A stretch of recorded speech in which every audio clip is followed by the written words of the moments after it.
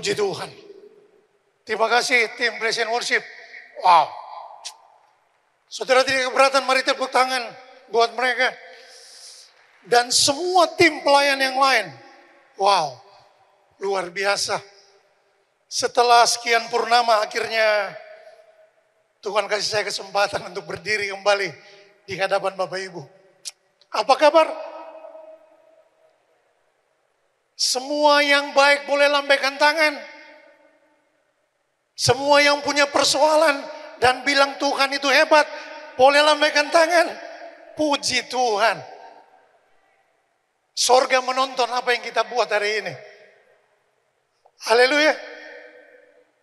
Saudara, pastinya Anda dan saya diberkati.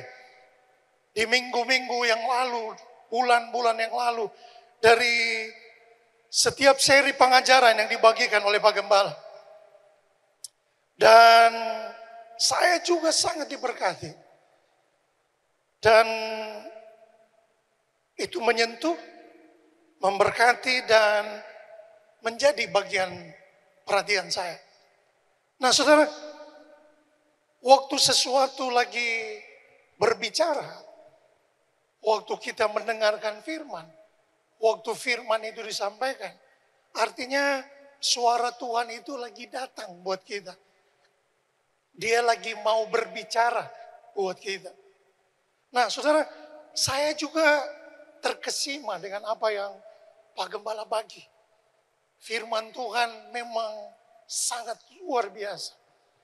Dia menerobos siapapun diri kita. Hamba Tuhan yang menyampaikan firman tidak mengetahui keadaan Bapak Ibu. Tapi firman Tuhan, dia tahu keadaan kita.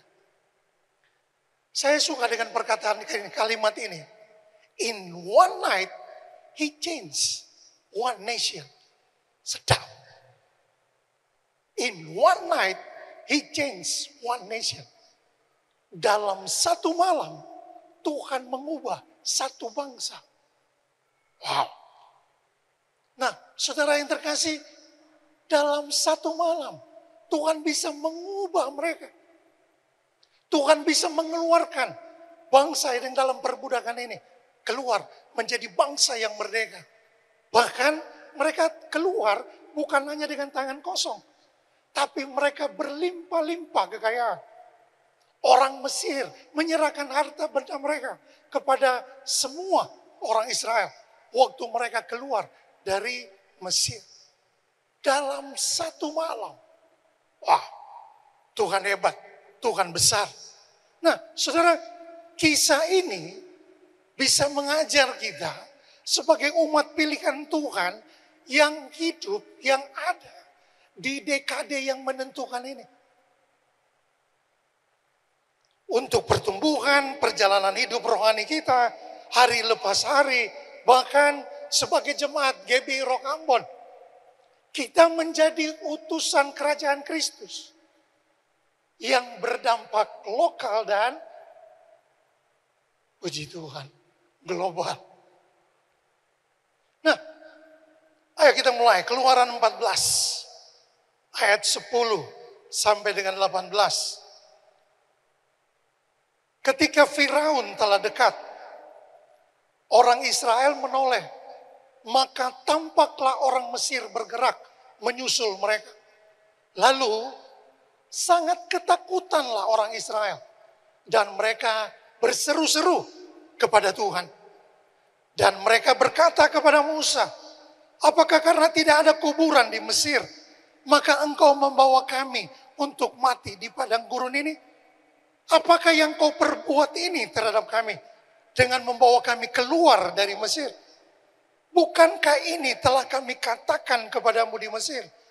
Janganlah mengganggu kami dan biarlah kami bekerja pada orang Mesir.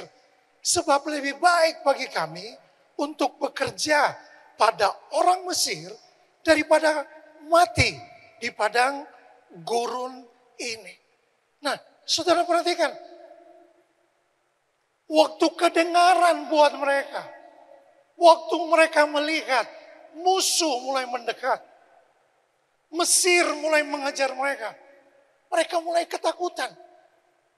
Lalu mereka mulai apa? Mereka berseru-seru kepada Tuhan. Nah, saudara, berseru kepada Tuhan itu baik. Kisah Para Rasul 2 ayat 21 bilang, dan barang siapa yang berseru kepada nama Tuhan akan diselamatkan. Tapi perhatikan seruan mereka. Berseru-seru dari bahasa aslinya ini memiliki arti begini. Teriakan putus asa. Rasa takut di hati. Ini permohonan dalam kesesakan. Lalu apa? Bercampur antara iman tapi juga hati yang tidak percaya. Ini berseru-seru. Ini teriakan protes. Jadi mereka bukan berseru dengan hati yang percaya buat Tuhan. Tapi mereka teriak putus asa.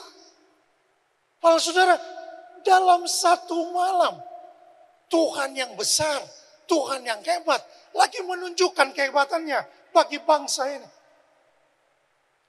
Tetapi tiba saatnya di mana musuh menyerang, ketakutan mulai.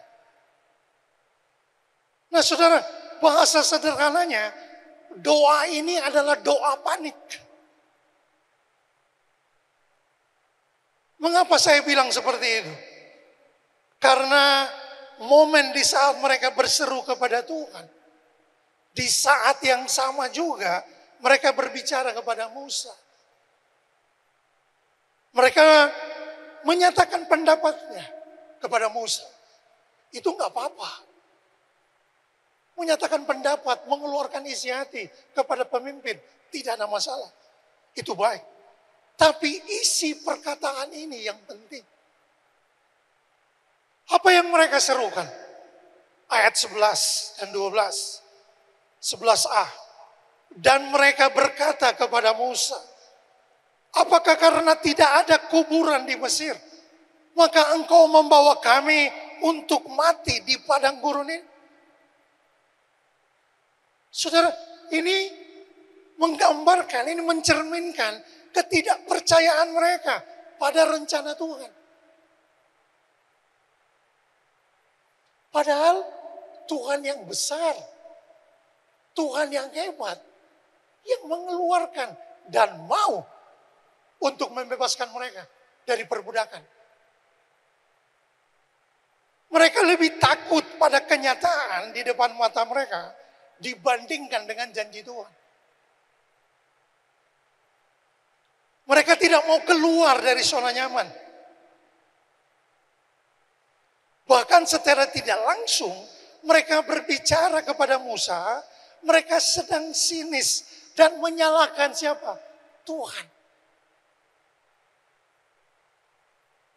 Saudara, waktu ketakutan datang, respon kita akan terlihat. Waktu musuh mendekat, kabar tentang apa kekuatan musuh, berita yang datang untuk kita, itu akan cepat membuat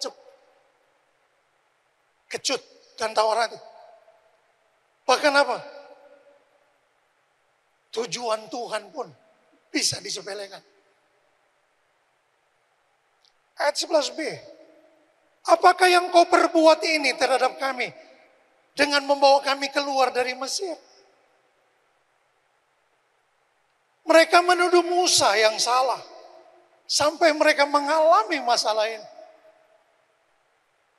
Mereka punya mentalitas yang menyalahkan pemimpin, menyalahkan orang lain, bahkan Tuhan yang menyuruh Musa.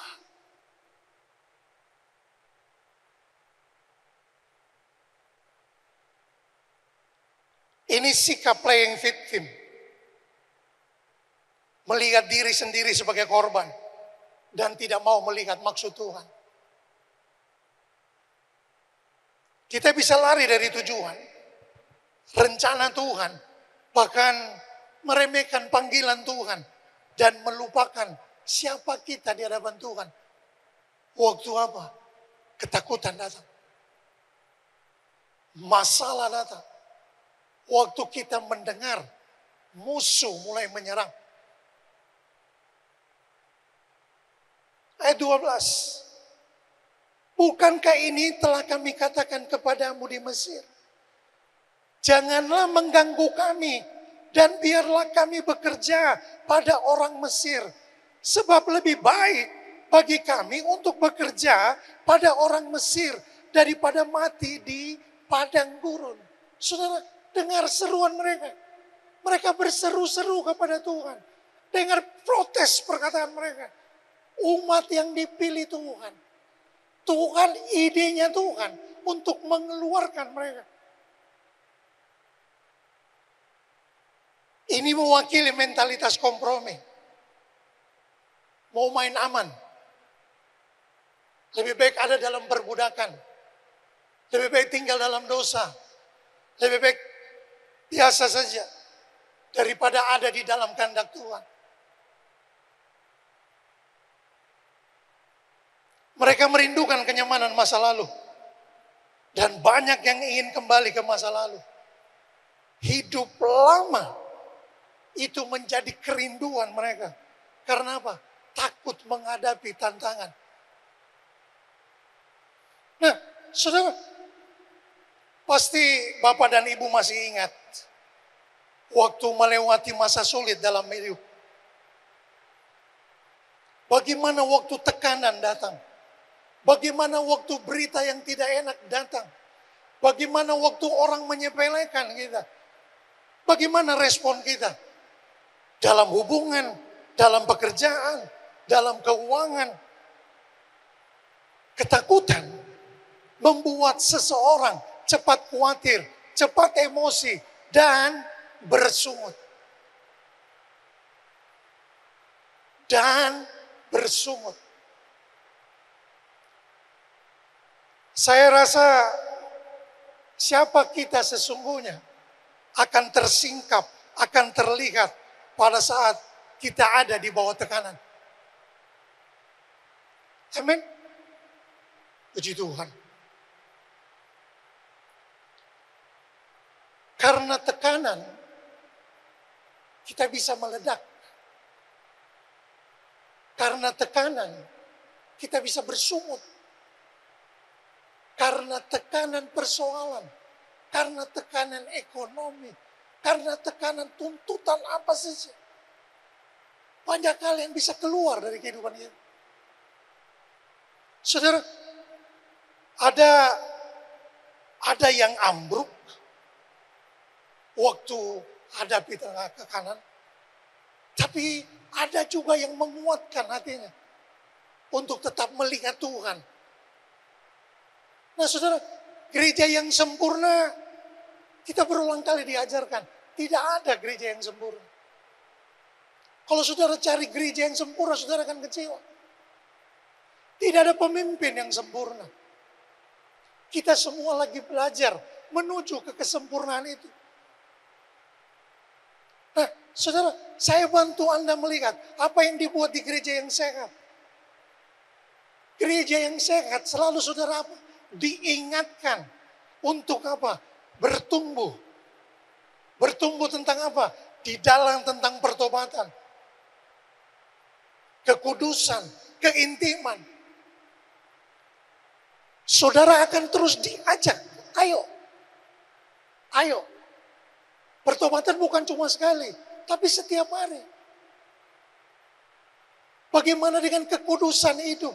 Bagaimana dengan keintiman kita dengan Tuhan? Gereja yang sehat tidak enak. Karena apa? Diingatkan harus selalu melakukan firman Tuhan. Memberitakan Injil untuk orang lain. Itu tugas apa? Bukan tugas pendeta kan? Gereja, Anda dan saya. Gereja yang sehat bukan karena gerejanya yang salah, tapi kitanya yang bebal. Kita mau diubahkan, tapi permintaannya segudang. Kita tidak mau diubahkan, tapi permintaannya segudang.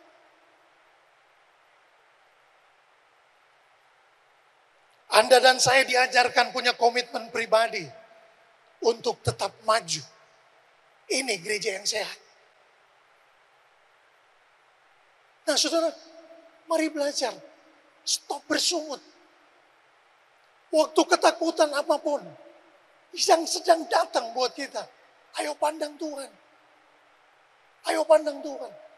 Perhatikan janji Tuhan. Dia tidak pernah curang. Tuhan tidak pernah curang. Saudara, Mazmur pasal 2, ayat 2 dan 3. Ini 2 kali diulang dalam khotbah Pak Gembala kemarin. Mazmur pasal 2. Mazmur pasal 1, sorry.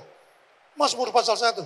Dikatakan, tetapi yang kesukaannya ialah Taurat Tuhan. Dan yang merenungkan Taurat itu siang dan malam. Ia seperti pohon yang ditanam di tepi aliran air. Yang menghasilkan buahnya pada musimnya. Dan yang tidak layu daunnya. Apa saja yang diperbuatnya berhasil. Saudara, apa ketakutan kita? Ayo tutup dengan firman Tuhan. Renungkan firman. Renungkan firman. Saudara, sekarang kan lagi seleweran nih di internet, di medsos. Orang yang kanker stadium 4, dia bisa sembuh. Cuma dengan apa? Dia memperkatakan supaya sesuatu itu terjadi di alam bawah sadarnya. Aku sembuh, aku sembuh.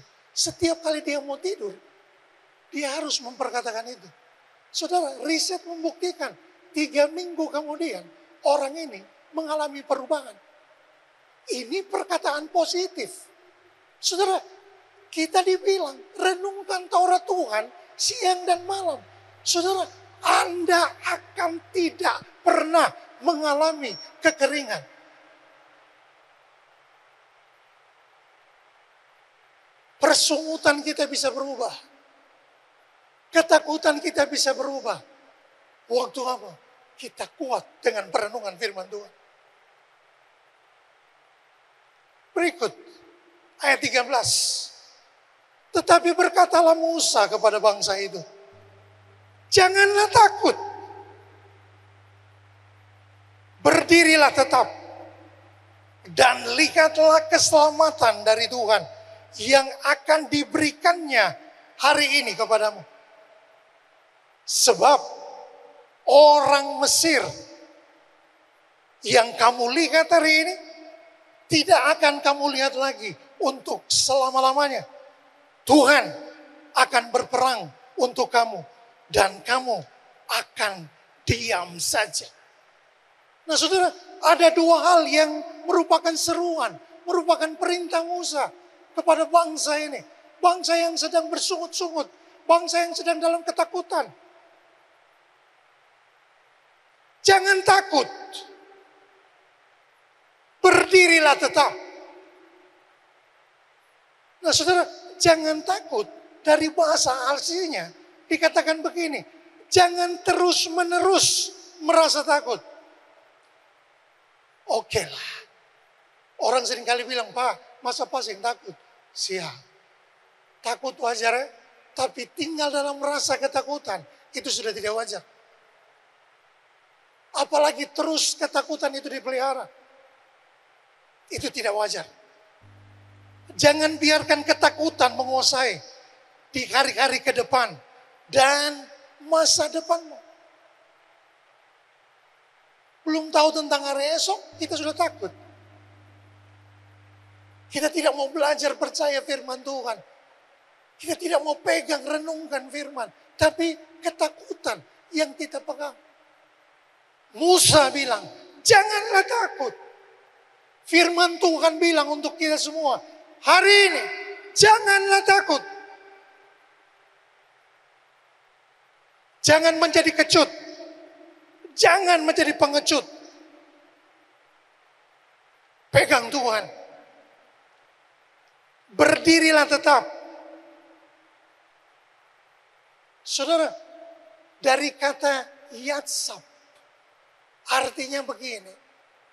Tempatkan diri, mengambil posisi. Identitas kita di dalam Tuhan penting. Penting. Siapa saudara di dalam Tuhan, saudara perlu tahu. Miliki pendirian yang teguh. Kuatlah bertahan. Jangan goyah. Berhenti panik. Dan bersiaplah. Wah, janganlah takut. Berdirilah tetap. Artinya waktu kamu tidak takut, waktu kita tidak membiarkan ketakutan menguasai, waktu kita tetap mau bertahan, kita tidak goyah, kita tidak berhenti panik, kita berhenti panik. Ingat, ayat 13 bilang begini, lihatlah keselamatan dari Tuhan yang akan diberikannya hari ini kepadamu. Hari ini. Setiap kali saudara baca firman, besok, minggu depan, hari ini, Tuhan akan melakukan. Orang Mesir yang kamu lihat hari ini, tidak akan kamu lihat lagi untuk selama-lamanya. Apa musuhmu? Ingat, musuh kita bukan manusia ya. Bukan. Jangan sampai suami lihat istrinya sebagai musuh. Atau istri melihat suaminya sebagai musuh. No. Tuhan tidak mengajarkan itu. Musuh kita adalah segala penghulu-penghulu di udara. Kuasa-kuasa sejahat. Tuhan akan berperang untuk kamu. Dan kamu akan diam saja. Wow. Saudara, Anda dan saya perlu kuat untuk berjalan sendiri dalam setiap masalah. Sebab masalah itu part dari kehidupan kita semua. Suami mungkin gak bisa bantu Anda. Istri mungkin gak bisa bantu Anda. Tapi ada Tuhan yang bisa menolong Anda. Pegang Tuhan. Saya tahu di hari-hari ini banyak orang bilang sulit. Banyak orang bilang sulit. Tapi perhatikan baik-baik. Apakah Tuhan yang bilang atau dunia yang bilang? Orang bilang krisis sedang terjadi. Krisis menurut dunia atau Tuhan yang bilang akan krisis? Coba perhatikan baik-baik. Tuhan tidak pernah menjanjikan kita. Dia selalu menjanjikan Anda dan saya lebih dari pemenang. Apapun persoalan hidup. Siapa yang bilang bahwa saudara gampang untuk kalah? No, tidak. Janganlah takut. Tetaplah berdiri. Gereja yang percaya akan terus semakin percaya kepada Tuhan. Haleluya. Saudara, kita di KC gabungan kemarin. Pak Gembala lagi bagi. Dan ayo GB Rock Ambon. Kembalilah. Giatkan. Gairahkan dirimu untuk apa? Praise and worship. Pujian penyembahan. Kita sudah sepakat di KC. Pujian penyembahan bukan sebagai satu agenda yang biasa-biasa saja. No. Pujian penyembahan bukan penunggu untuk orang datang. No. Saudara, pujian penyembahan ini saudara sedang buat untuk Tuhan yang hebat. Tahukah saudara, waktu saudara menyembah Tuhan, memuji Dia, seluruh eksistensi surga lagi datang buat kita. Apa persoalan hidup kita? Bernyanyi. Puji Tuhan. Puji Tuhan. Saudara, satu kali Raja Yosafat, dia terjebak. Bahkan dia bukan terjebak. Dia harus berhadapan dengan 3 suku yang besar. 3 bangsa yang besar. Musuh akan menyerang dia. Dia adalah Raja Yehuda. Saudara, apa yang dia buat? Dia tempatkan pujian penyembahan di pasukan terdepan. Dan saudara tahu yang terjadi waktu mereka memuji dan menyembah Tuhan di dalam peperangan itu, Ini yang Tuhan buat. Mereka tidak berperang, tapi Tuhan yang menggantikan mereka berperang. Musuh mereka kocar-kacir sendiri. Nah saudara, kita lagi dikasih banyak hal. Keputusan untuk memilih ada di tangan kita. Jangan takut. Jangan takut. Ayo saudara, berhentilah bersungut. Jangan takut. Gereja yang percaya kepada Tuhan tetap akan berdiri teguh. Apapun persoalan kehidupan.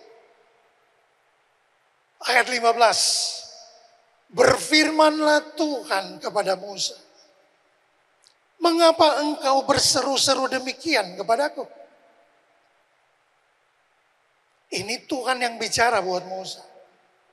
Mengapakah engkau berseru-seru demikian kepadaku? Katakanlah kepada orang Israel supaya mereka berangkat. Dan engkau angkatlah tongkatmu dan ulurkanlah tanganmu ke atas laut. Dan belalah airnya sehingga orang Israel akan berjalan dari tengah-tengah laut di tempat kering. Tetapi sungguh aku, Tuhan, akan mengeraskan hati orang Mesir. Sehingga mereka menyusul orang Israel. Dan terhadap Firaun dan seluruh pasukan keretanya dan orangnya yang berkuda. Aku akan menyatakan kemuliaanku. Maka orang Mesir akan mengetahui bahwa akulah Tuhan. Apabila aku memperlihatkan kemuliaanku terhadap Firaun, keretanya, dan orang-orangnya yang berkuda. Saudara, Tuhan berkata kepada Musa. Ayat 15, saya ambil dalam terjemahan bahasa Indonesia masa kini. Dibilang begini. Kata Tuhan kepada Musa, mengapa engkau berteriak minta tolong? Wow. Mengapa engkau berteriak minta tolong? Wow. Artinya jawaban itu ada di dalam gereja. Suruhlah orang Israel jalan terus. Suruhlah orang Israel jalan terus. Go forward. Nah kalau saudara senang dengan judul, saya kasih judul hari ini. Jalan terus. Ketakutan boleh datang. Apapun boleh datang. Masalah apapun boleh datang. Jangan bersungut. Jalan terus. Jangan takut. Jalan terus. Dalam firman Allah yang hidup dikatakan begini.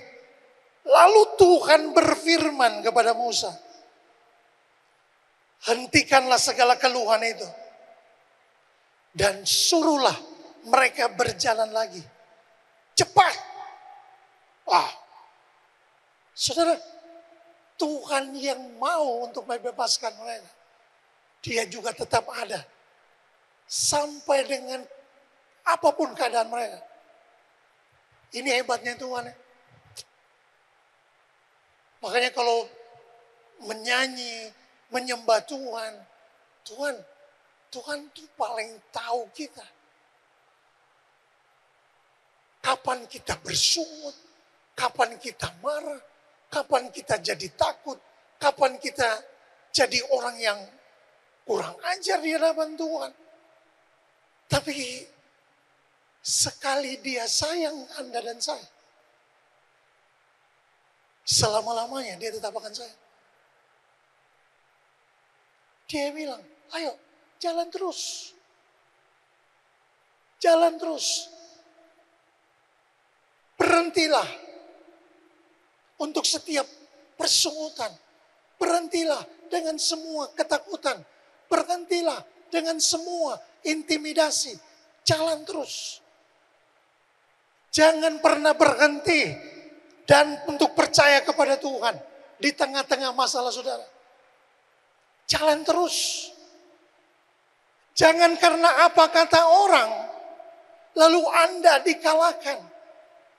Tetap jalan terus. Jangan mau suara Tuhan yang Anda terima lalu digantikan dengan masalah. Jangan mau. Jalan terus. Jalan terus. Jalan terus. Haleluya. Jika di setiap level ada prosesnya, maka di setiap proses itu pun pasti ada berkatnya. Tuhan tahu kok. Proses tetap ada berkat. Proses, berkat. Berkat, proses. Haleluya. Tuhan tahu kapan waktunya kita bisa tarik nafas. Dia tidak akan terus kasih musuh untuk bergirang di atas kita. Enggak kok. Tuhan tidak akan membiarkan terus musuh menginjak-injak orang percaya. Enggak. Tuhan kita enggak begitu. Saudara, ayat 18. Maka orang Mesir akan mengetahui bahwa akulah Tuhan apabila aku memperlihatkan kemuliaanku terhadap Firaun, keretanya dan orangnya yang berkuda. Saudara, ketika Anda dan saya tidak berhenti, musuhmu akan melihat kita sampai kepada tujuan dan rencana Tuhan. Waktu kita tidak berhenti, musuhmu akan melihat. Mereka akan melihat kemuliaan Tuhan ada di dalammu. Kemuliaan Tuhan ada di dalam keluargamu. Waktu Anda tidak berhenti, musuhmu akan melihat Tuhan membuktikan penyertaannya. Waktu Anda tidak berhenti, musuhmu akan melihat Tuhan menunjukkan pembelaannya.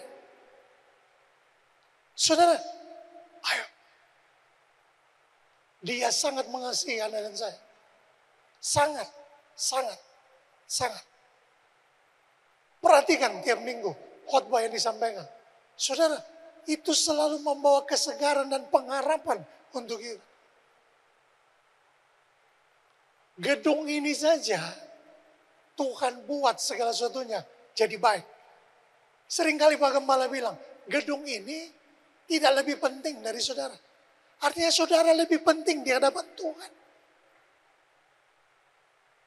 Saudara jauh lebih penting di hadapan Tuhan. Ayo belajar, jangan bersungut. Jangan bersungut, jangan takut. Lalu ayo jalan terus. Jalan terus. Saudara, Anda dan saya punya kemenangan. Identitas kita jelas. Kita anak Tuhan. Saudara, berseru tidak salah. Waktu saudara mencari Dia dengan hati yang percaya kepada Tuhan, saudara akan mendapatkan Tuhan. Dia tidak pernah menyembunyikan dirinya. Yang penting Dia dapati hati kita percaya. Waktu saudara berseru dengan hati yang percaya, Tuhan akan menjawab saudara. Dia pasti akan menjawab saudara. Berapa usia saudara? Berapa umur saudara? Pastikan bahwa hatimu percaya buat Dia. Hatimu percaya. Bukan seruan karena meremehkan Tuhan. Bukan berseru karena ketakutan. Bukan berseru karena Tuhan, kita mati apa ya? Nah. Berseru karena Anda tahu. Waktu saya berseru dan memanggil Dia, Dia menjawab. Gitu. Ada satu lagu yang keren kan? I trust in God. Wow. Saya memilih percaya kepada Tuhan. Sebab apa? Dia tidak pernah gagal. Dia tidak pernah gagal. Waktu saya dan Anda memilih percaya buat Dia, Dia buktikan kok bahwa Dia Tuhan yang besar. Mari teman-teman, tim praise and worship.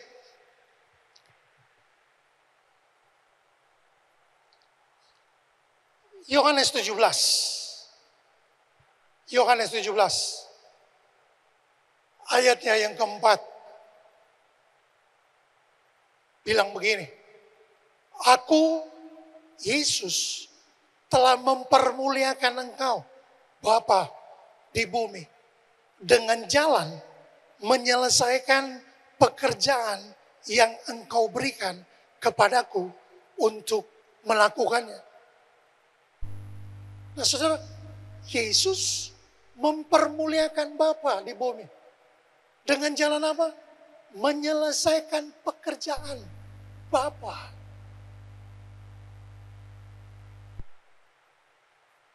Panggilan Tuhan ada pada setiap kita kok. Siapapun Anda. Setiap generasi. Tuhan panggil kita dengan tujuan.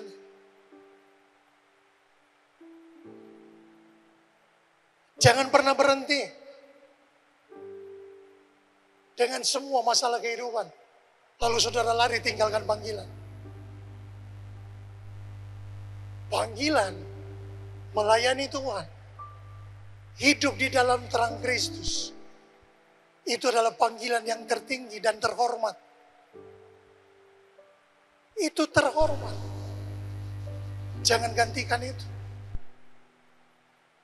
Aku telah mempermuliakan engkau dengan jalan menyelesaikan pekerjaan yang engkau berikan kepadaku untuk melakukannya. Ayo saudara, ayo kita selesaikan panggilan Tuhan, panggilan Bapa.